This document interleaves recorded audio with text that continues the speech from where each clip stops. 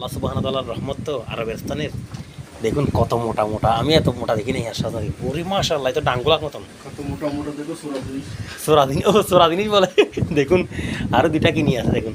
এগুলো হচ্ছে আমরা ওই বা চিটাঙ্গিয়া ভাষায় বলি জালিগুলা বলে, অনেকে বলে কলাকচু পাতার গোটা।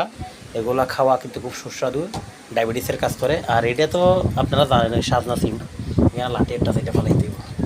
মানে এগুলো নিয়ে আসছে আমাদের বড় ভাই, এক বড় ভাই। এই গাছটার থেকে আমি কোনটার থেকে নিয়ে আসছি আমি দেখাই।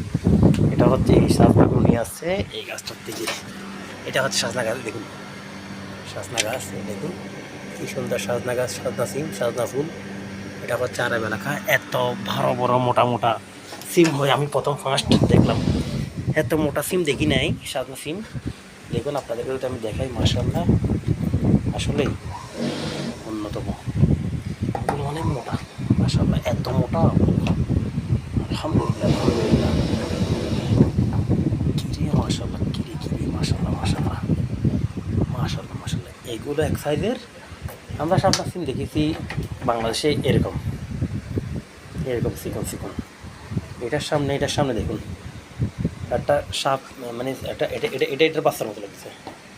দেখুন কি দিয়ে কি, আলহামদুলিল্লাহ কি বড় বড় সাজনা সিম।